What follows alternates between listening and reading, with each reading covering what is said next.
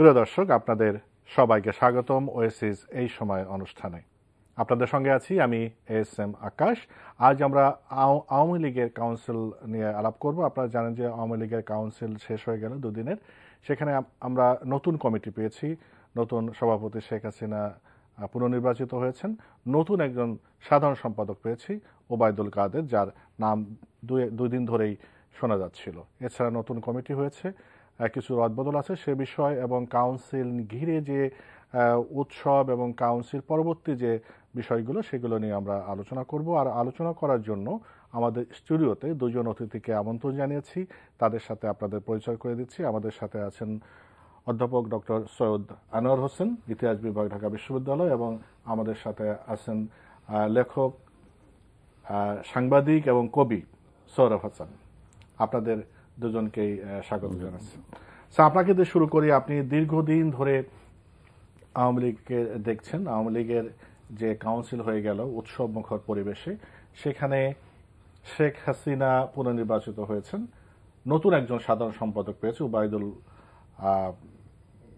কাদের, এবং আমরা আর যিনি সাধারণ সম্পাদক ছিলেন তিনি প্রেসিডিয়ামে গিয়েছেন, এবং আরো প্রেসিডিয়ামে আরো কিছু নতুন মুখ এসেছে।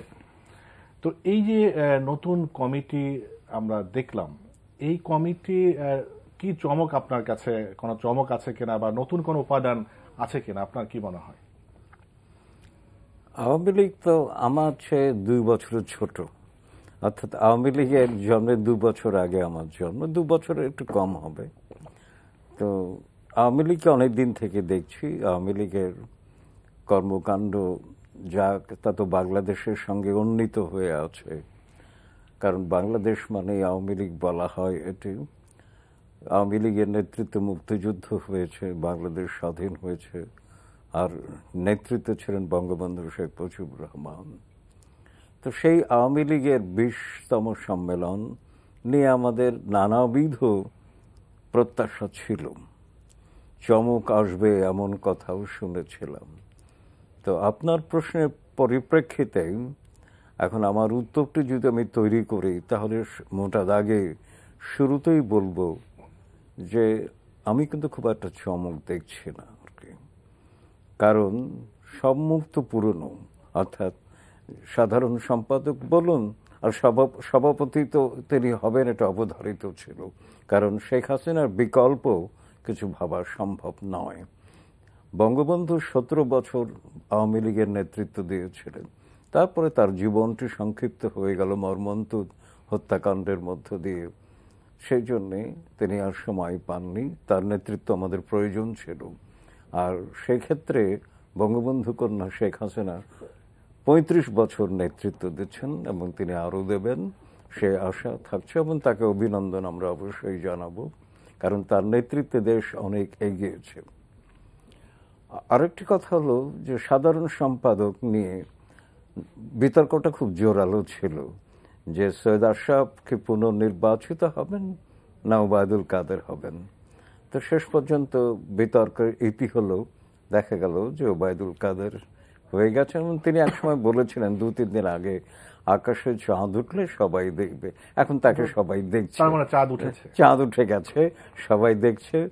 এবং আমি একটি বিষয় লক্ষ্য করেছি টেলিভিশন ফুটেজে, যে সেটি হচ্ছে যে উদ্বোধনী অনুষ্ঠানে মঞ্চে উঠলেন সভাপতি শেখ হাসিনা, মাননীয় প্রধানমন্ত্রী, সৈয়দ আশরাফ সাধারণ সম্পাদক উঠলেন, তার সঙ্গে সঙ্গে উঠলেন ওবায়দুল কাদের। ওখানে ওবায়দুল কাদের থাকার কিন্তু কোনো কথা নয় প্রোটোকল অনুযায়ী। এবং আরেক পর্যায়ে যখন মাননীয় প্রধানমন্ত্রী হাত তুললেন, সৈয়দ আশরাফ হাত তুললেন, প্রধানমন্ত্রী ইঙ্গিত করলেন ওবায়দুল কাদেরকে হাত তোলার জন্য। আমি তখনই কিন্তু স্পষ্ট ইঙ্গিত পেয়ে গেছি, এবং আমার স্ত্রীর সঙ্গে সে কথাটা আমি বলেছি যে ওবায়দুল কাদেরই হচ্ছেন সাধারণ সম্পাদক। পরিবর্তন অনিবার্য, সময় এগিয়ে যায়, পরিস্থিতি বদলে যায়, এবং একটা রাজনৈতিক দলকে পরিস্থিতির চ্যালেঞ্জ মোকাবেলা করতে হয়। আওয়ামী লীগের সামনে এখন সবচেয়ে বড় চ্যালেঞ্জটি হচ্ছে আগামী নির্বাচন। এই প্রসঙ্গে স্যার আসবো চ্যালেঞ্জটা নিয়ে। আমি সরাব হাসানের কাছে একটু জিজ্ঞাসা করে আসি তার মন্তব্য যে নতুন কমিটি নিয়ে নতুন প্রেসিডেন্ট যে সভাপতি শেখ হাসিনা থাকবেন এটা বোঝাই যাচ্ছিল, কিন্তু সাধারণ সম্পাদক নিয়ে একটা সাসপেন্স ছিল। আপনি এ নিয়ে লেখালেখিও করেছেন। তাই শেষ পর্যন্ত ওবায়দুল কাদের সাধারণ সম্পাদক হলেন এবং প্রেসিডিয়ামে নতুন কিছু মুখ। আপনার কাছে কোনো চমক আছে কিনা বা নতুন কোনো উপাদানের মধ্যে খুঁজে না চমক? ধন্যবাদ। তার আগে একটি দলের যে কাউন্সিল বা সম্মেলন, সে সম্মেলনে কি হয়? সম্মেলনে হওয়া হচ্ছে গত সম্মেলন থেকে এই সম্মেলনে তার কার্যক্রমের একটি সমীক্ষা, আত্মবিশ্লেষণ, ভুল ত্রুটি থাকলে সেটি সংশোধন করা এবং সামনে এগিয়ে যাওয়ার রূপরেখা তৈরি করা, এটাই কিন্তু মূল। এবং সেই রূপরেখা বাস্তবায়ন করার ক্ষেত্রে নতুন যে নেতৃত্ব দাবি করে সেই নেতৃত্ব তৈরি করা বা সেই নেতৃত্ব ঘোষণা করা। এখন যে প্রশ্ন আসছে যে আওয়ামী লীগ 2009 সাল থেকে ক্ষমতায় আছে, ক্ষমতাসীন আওয়ামী লীগের যে চ্যালেঞ্জ আর বিরোধী দলে থাকলে যে আওয়ামী লীগের চ্যালেঞ্জ কিন্তু এক নয়। ক্ষমতায় থাকা দলটি কিন্তু এক ধরনের কি বলে অনেকটাই গা ছাড়া ভাব থাকে, যে তার মধ্যে সাংগঠনিক কার্যক্রমে শৈথিল্য থাকে, সরকার এবং দলীয় কার্যক্রম অনেক ক্ষেত্রে একাকার হয়ে যায়। এই বিশ্লেষণটি যেটি আনোয়ার ভাই বললেন যে আগামী নির্বাচন হচ্ছে আওয়ামী লীগের জন্য বড় চ্যালেঞ্জ, সেই নির্বাচনী চ্যালেঞ্জ মোকাবেলার জন্য যদি নতুন দল বা নতুন কমিটি গঠনের, নতুন নেতৃত্ব গঠনের চিন্তা থাকে সেটি এক ধরনের। আর রদবদল তো হতেই পারে, তবে এও ঠিক আওয়ামী লীগের এই যেহেতু ক্ষমতায় থাকা দলটি সম্ভবত নতুন কমিটি দেখে এটা মনে হয় না যে তারা এটা চ্যালেঞ্জ হিসেবে নিয়েছেন। এক ধরনের যোগ বিয়োগ হয়েছে, কিন্তু সেটা বড় ধরনের হয়নি। সাধারণ সম্পাদক পদটি নিয়ে যে প্রশ্ন এসেছে এবং কয়েকদিন ধরেই সাধারণ সম্পাদক পদে বদল হয়েছে, পরিবর্তন হয়েছে। এখন এটিকে কাউন্সিলর, অর্থাৎ সারা দেশের যে আওয়ামী লীগের যে নেতাকর্মী, কাউন্সিলর, প্রতিনিধি, যারা এই সম্মেলনের প্রাণ শক্তি ছিল, তাদের মতামতের ভিত্তিতে হয়েছে না নেতৃত্ব উপর থেকে চাপিয়ে দিয়েছে? এই প্রশ্নটিকে আসা স্বাভাবিক। কিন্তু আমরা সব দলেই দেখি যে তবুও এখানে আওয়ামী লীগ কিন্তু বেশ অনেকগুলো পদ বা ঘোষণা করেছে এই প্রথম দিনই। যেটি বিএনপি, আমরা দেখেছি যে বিএনপি সম্মেলন হওয়ার পরে তার বিএনপি চেয়ারপারসন এবং সাধারণ সম্পাদক বাদে অন্য কারো নাম তারা অনেকদিন ধাপে ধাপে করেছে এবং তাও সময় নিয়ে। সুতরাং এক্ষেত্রে আওয়ামী লীগের মধ্যে একটা যে বলি যে গতিশীলতা, অর্থাৎ দ্রুত সিদ্ধান্ত নেওয়ার প্রবণতা কিন্তু আওয়ামী লীগে আছে। এটি এবং এত বড় সম্মেলন হয়েছে, এটিও একটি আওয়ামী লীগের যে কোনো বড় সম্মেলন সমাবেশ এক ধরনের কিন্তু সুশৃঙ্খলভাবে খুব কম হয়েছে। এমনকি ছাত্রলীগের কোনো সম্মেলনেও দেখা যাচ্ছে যে মারপিট বা ধাওয়া পাল্টা ধাওয়া, এই এত বড় বিশাল সমাবেশে কিন্তু সেটি হয়নি। এটি ইতিবাচক। এখন যেটি বলা হয়েছে যে এবং সবাই বলেছে যে সম্মেলনে, যেটি আমি বলবো যে কোনো গণতান্ত্রিক দলের জন্য এটি ত্রুটি, যে সব কিছুই হচ্ছে দলীয় প্রধান বা দলীয় সভানেত্রী করবেন, তার উপরে দায়িত্ব দেওয়া। কিন্তু তিনি কিন্তু বলেছেন যে আমি তো দায়িত্ব আর নিতে চাই না।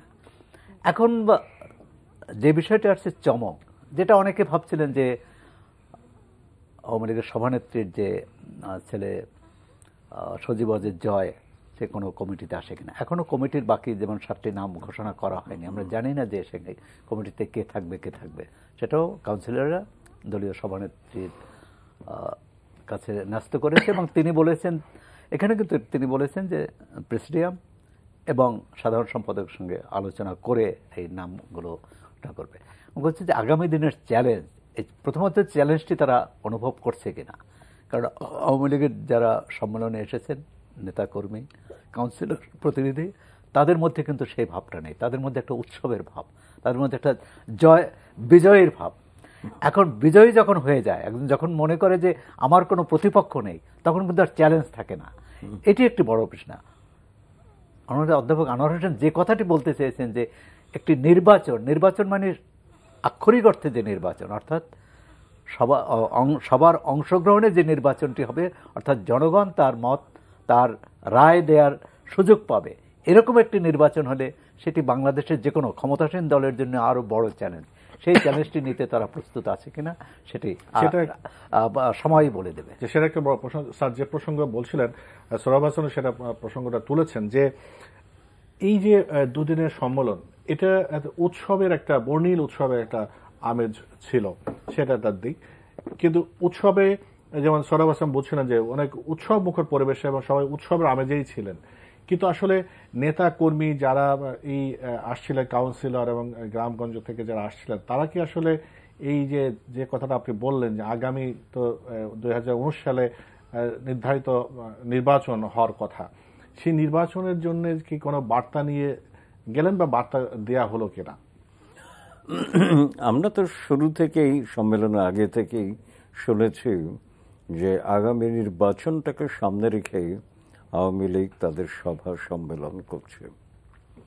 এখন আপনি যে প্রশ্নটি করলেন যে সেই নির্বাচন উপযোগী পরিবর্তন এলো কিনা, যারা সিদ্ধান্ত নিয়েছেন তারা সেই দিকটা বিবেচনা করে নিয়েছেন, এটা আমরা বিশ্বাস করি। এবং সৌরভ সুন্দর একটা প্রশ্ন তুলেছে যে এই যে যারা এলেন নতুন মুখ, তারা কি প্রথাসিদ্ধ গণতান্ত্রিক পদ্ধতিতে এলেন না দলীয় প্রধানের ইচ্ছে অনুযায়ী এলেন?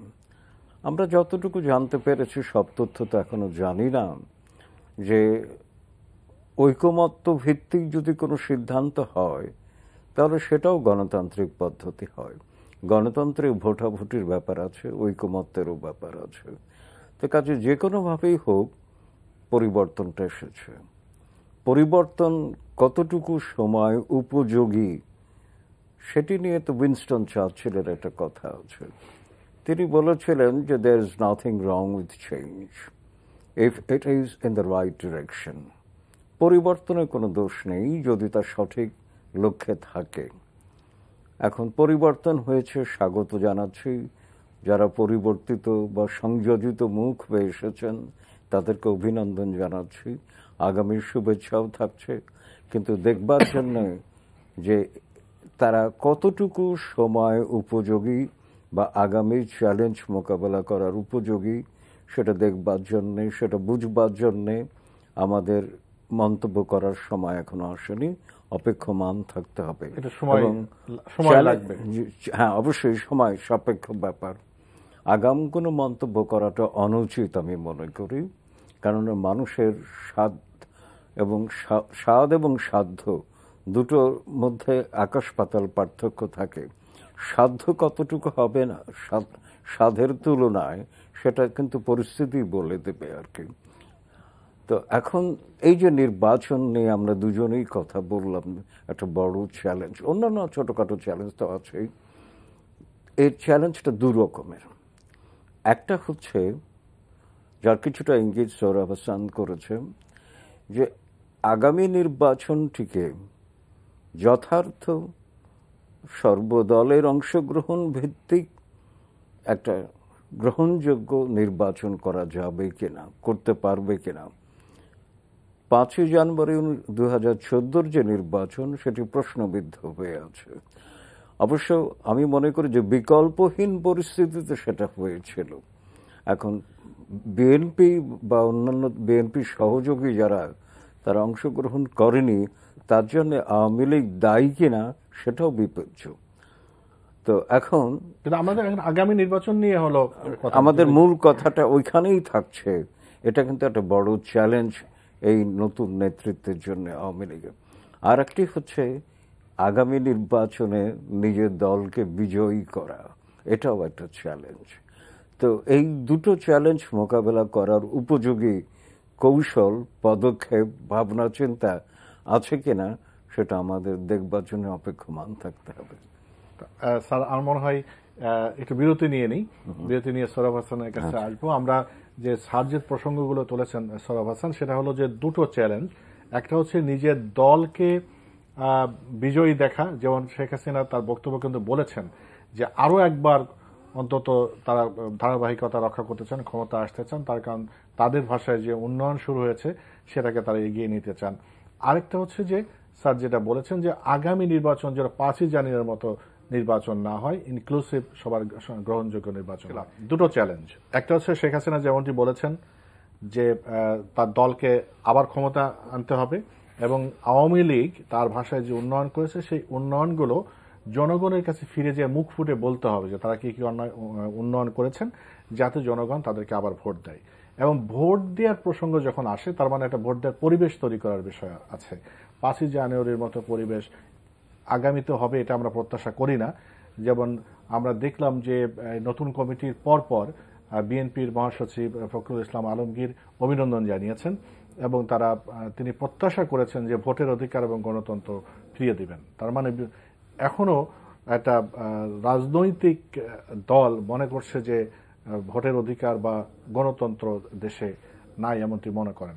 তা আপনি কি মনে করেন এই চ্যালেঞ্জগুলো? না, এই আওয়ামী লীগের সম্মেলনে আমি সবচেয়ে গুরুত্বপূর্ণ বা তাৎপর্যপূর্ণ যে বক্তব্য সেটি মনে করি যে দলীয় সভানেত্রী শেষে দিন যে বক্তব্য দিয়েছেন যে জনগণের কাছে যেতে হবে, আগামী নির্বাচনকে সামনে রেখে বা নির্বাচনের চ্যালেঞ্জ মোকাবেলার জন্য জনগণের কাছে যাওয়া, দলের নেতাকর্মীদের প্রতি এই নির্দেশ দিয়েছেন। অর্থাৎ এখানে কোনো না কোনো দূরত্বটা আছে। এবং যেহেতু আপনি এই যে 5 জানুয়ারির নির্বাচনে বিএনপি নির্বাচনে না যে ভুল করেছে তারা সেই ভুলের খেসারত দিচ্ছে, কিন্তু ক্ষমতাসীন দল যখন প্রতিদ্বন্দ্বী না থাকে সংসদের বাইরে, তখন দলের নেতাকর্মীদের তার কার্যক্রম সঠিকভাবে পরিচালনার ক্ষেত্রে যে যথেষ্ট বিচ্যুতি ঘটে তা কিন্তু আমরা গত 2-2.5 বছরে দেখেছি। আর সে কারণেই প্রধানমন্ত্রী বা দলীয় সভানেত্রী এই তাগাদা দিয়েছেন। এর আগে যেসব বলেছেন যে দারিদ্র্য মুক্ত করা বা জঙ্গি মুক্ত করা, এটা কিন্তু সবসময় এবং এটা হচ্ছে সরকারের দায়িত্ব। দারিদ্র্য মুক্ত এটা দলের নীতি কর্মসূচিতে থাকবে, গঠনতন্ত্র ঘোষণাপত্রে থাকবে, কিন্তু এটা কার্যক্রমটা চালাবে সরকার। সেখানে আবার প্রশ্ন আছে যে সরকার কতটা সক্ষম সেটি করতে। আমরা সম্প্রতি যে 10 টাকা চাল বিতরণ নিয়ে যে সব কাণ্ডকীর্তি দেখছি, তাতে কিন্তু খুব ভরসা পাই না যে আওয়ামী লীগের নেতাকর্মী, তৃণমূল পর্যায়ের নেতাকর্মীদের এই সতর্ক বার্তাটা যদি তিনি দিয়ে থাকেন সেটি ভালো। দ্বিতীয় হচ্ছে এখন নির্বাচন। দলীয় সভানেত্রী এটা বলেছেন যে আগামী এক মেয়াদ অন্তত আমাদের থাকা দরকার। এটি কিন্তু এক ধরনের কি বলে যে এর আগের কথার চেয়ে অনেকটাই নমনীয়, অনেকটাই জনগণের কাছে যেতে হবে এই প্রশ্নটি, মানে এই কথাটি তিনি মানে স্মরণ করিয়ে দিয়েছেন। যে বিষয়টা হচ্ছে নির্বাচন 2014 সালের পুনরাবৃত্তি হবে না 2019-এ, সেটা নির্বাচন যেভাবেই হোক। অর্থাৎ বিএনপি কিন্তু নির্বাচন বর্জন করবে না, এটাই দলের নেতাদের যে বক্তৃতা বিবৃতিতে এটা আসে। এখন নির্বাচনটি সব দল অংশ নিলেই যে নির্বাচন সুষ্ঠু হবে তা নয়। অনেক সময় আমরা দেখেছি যে সব দল অংশ নিলেও এটি হয় না। নির্বাচনের জন্য যেটা দরকার মাঠ সমতল রাখা, এবং সেই দায়িত্বটা প্রধানত নির্বাচন কমিশনার এবং নির্বাচন কমিশন যাদের নিয়ে করবে তাদের। সেখানেই কিন্তু নির্বাচনকালীন সরকারের একটি ভূমিকা থাকে। আমরা সামনে একটি বড় চ্যালেঞ্জ সেটি সরকারের জন্য, সেটি হচ্ছে নির্বাচন কমিশন গঠন। তো একটি সুষ্ঠু অবাধ অংশগ্রহণমূলক নির্বাচন করার জন্য আস্থাশীল, অর্থাৎ জনগণের আস্থা আছে বা সব পক্ষের আস্থা আছে এরকম একটি নির্বাচন কমিশন গঠন করতে হবে। আমরা আশা করব যে নির্বাচন কমিশন গঠনে অংশীদার সবার সঙ্গে আলোচনা করে এটি, এবং 16 কোটি মানুষের মধ্যে 5 জন বা 4 জন লোক যোগ্য লোক খুঁজে বের করা যাবে না এটি মনে করি না। কিন্তু প্রথমত হচ্ছে সেই খুঁজে বের করার সদিচ্ছাটা, অন্যের আস্থা আছে তাদের।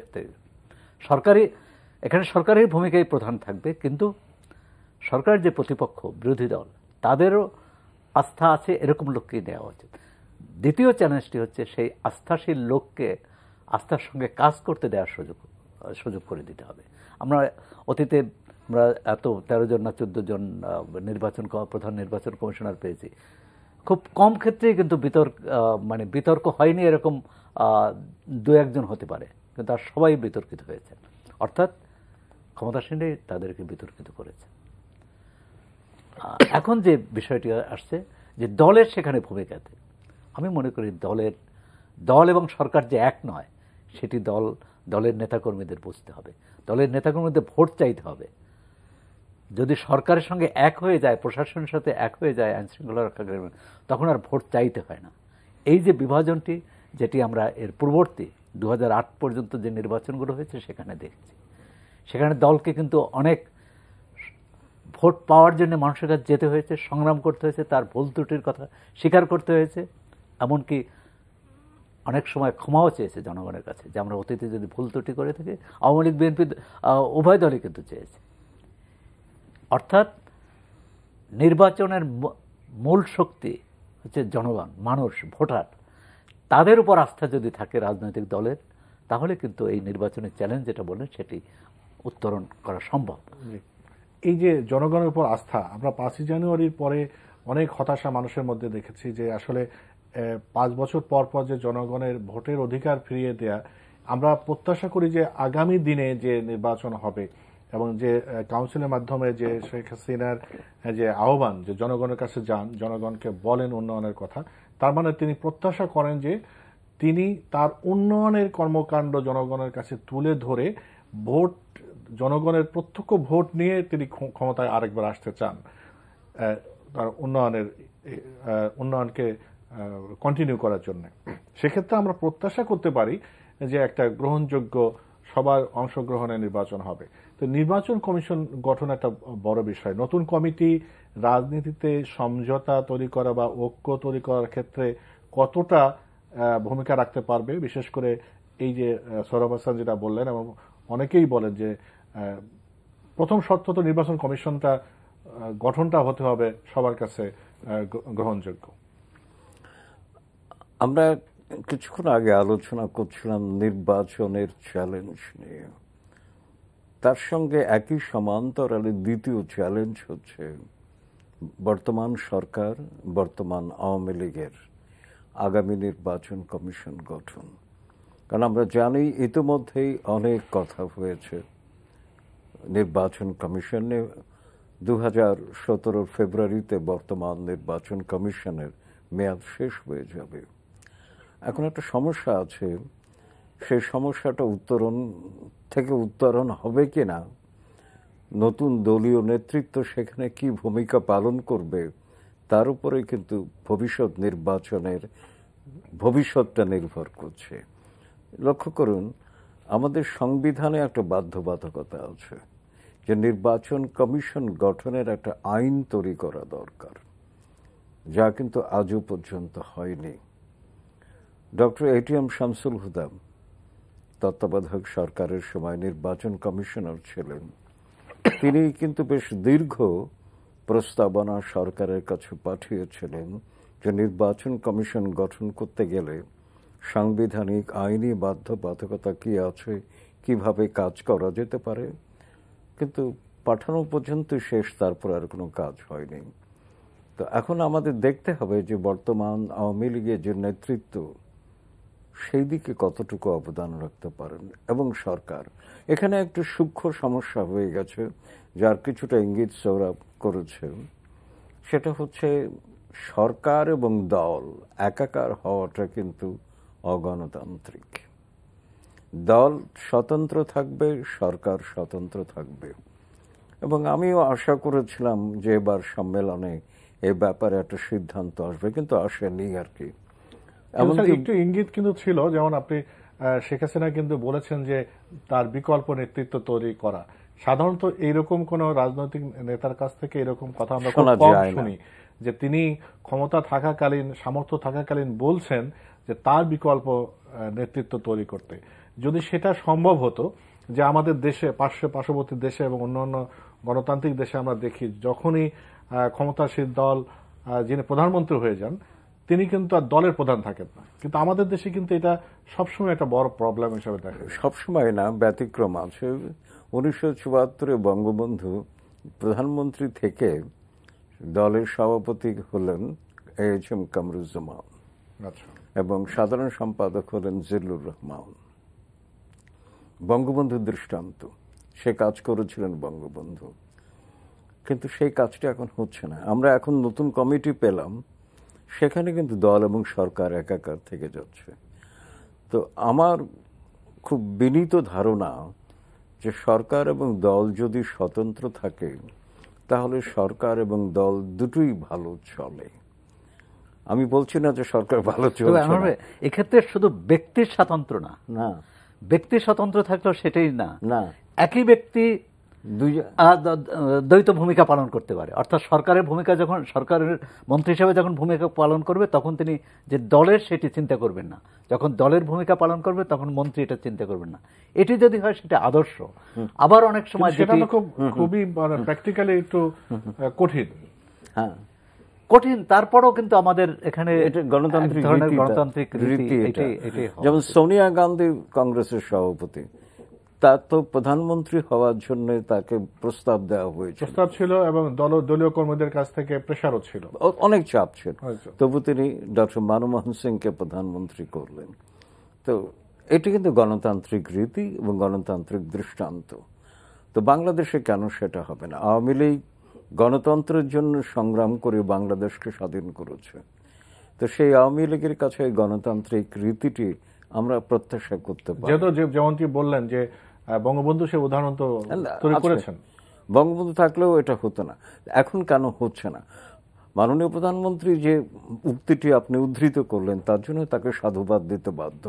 তিনি খোলামেলা বলেছেন, কিন্তু আর একটি দায়িত্ব আছে তার, যেটা বঙ্গবন্ধু দায়িত্বটি পালন করেছিলেন, যে তিনি তার সহযোগী নেতৃত্ব তৈরি করেছিলেন এবং কতটুকু তৈরি করেছেন তার সবচেয়ে বড় প্রমাণ মুক্তিযুদ্ধে তারই সহযোগীরা তার অনুপস্থিতিতে সফলভাবে একটি কর্মযজ্ঞ পরিচালনা করে পৃথিবীর সংক্ষিপ্ততম মুক্তিযুদ্ধে আমাদেরকে বিজয়ী করেছেন।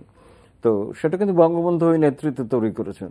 তাই কাজেই দলের সভানেত্রী শেখ হাসিনার উপর একটা দায়িত্ব বর্তায় যে পরবর্তী নেতৃত্ব তিনি চলে যাবেন, যেতে চান, অবসর নিতে চান। 35 বছর তিনি কাজ করেছেন, পরিশ্রম করেছেন, আর কত করবেন? তো সেই ক্ষেত্রে তিনি কি নেতৃত্ব তৈরি করেছেন তার জায়গাটি পূরণ করবার জন্যে? সেটা কিন্তু তাকেই প্রশ্ন করতে হবে, অন্য কেউ নেতৃত্ব তৈরি করে দেবে না। আর ভুইপোড় যারা নেতা হয়ে আসবে তাদের যে কোনো জায়গা হওয়া উচিত না বলে আমি মনে করি আর কি। তো সেই জন্যে নেতৃত্বের একটা বড় চ্যালেঞ্জ হয়ে গেল আওয়ামী লীগের জন্য। নতুন আওয়ামী লীগ যে নেতৃত্ব এলো, বড় চ্যালেঞ্জটা হচ্ছে সামনের দিকে। তো এই সামনের দিনগুলো সামলাবে কি করে সেটা আমাদের দেখতে হবে। আর এই নির্বাচন কমিশন গঠন, যেটা আমি কথা শুরু করেছিলাম, এখানে কিন্তু বড় ভূমিকা আমরা আশা করছি। কারণ ওরা স্পষ্ট করে বলেছে যে সর্বজন গ্রাহ্য একটি নির্বাচন কমিশন হতে হবে। অথচ নির্বাচন কমিশন সংক্রান্ত আমাদের কাগুজে যে বিধিবিধান আছে সংবিধান অনুযায়ী, তাতে ভারতের নির্বাচন কমিশনের চেয়ে কোনো অংশে কম নয় আমার নির্বাচন কমিশন, শক্তির দিক থেকে, ক্ষমতার দিক থেকে। কিন্তু বাস্তবে ব্যাপারটা হয়ে গেছে কাজের গরুর মতো। সেখানে তো রাজনৈতিক, সৌরভ বলছেন, রাজনৈতিক সদিচ্ছাটা কাজের গরুর মতো, মানে খাতায় আছে, গোয়ালে গরু পাওয়া যাচ্ছে না আর কি।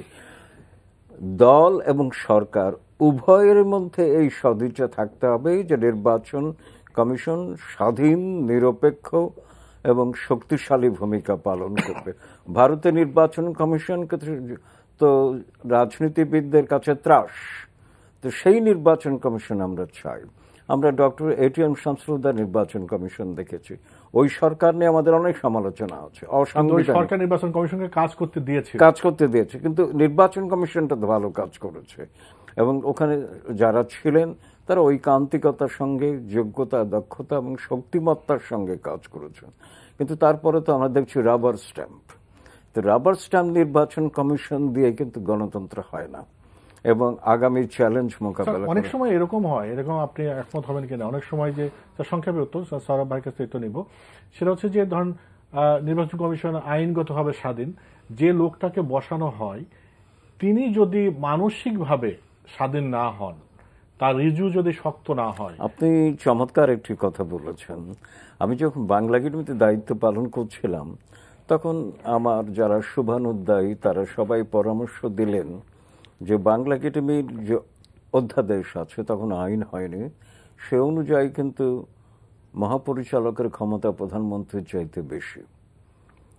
তা আমি বললাম সেটা তো আপনারা বোঝালেন, আমিও পড়ে বুঝলাম, কিন্তু বাস্তবতে দেখা যায় না। মহাপরিচালককে সরকারের মুখাপেক্ষী থাকতে হয়, বলে সেটা মহাপরিচালকের উপর নির্ভর করে।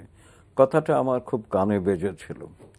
তা আমি যে 4 বছর দায়িত্ব পালন করেছি, পালন করেছি, তখন আমি চেষ্টা করেছি যে মহাপরিচালক কতটুকু, যাকে ইংরেজিতে বলে থাম্ব রুল দিয়ে অধ্যাদেশের চেতনা অনুযায়ী স্বাধীন থাকা যায়। আমার তো মনে পড়ে না কোনো ক্ষেত্রে সরকারের কাছে আমি নথি স্বীকার করেছি। কথাটা ঠিকই, ব্যক্তির উপরে কিন্তু প্রতিষ্ঠানের চরিত্র অনেকটা নির্ভর করে, কিন্তু ব্যক্তি নির্বাচনে যদি ভুল করি তাহলে কিন্তু প্রতিষ্ঠান সম্পূর্ণ নষ্ট হয়ে যাবে।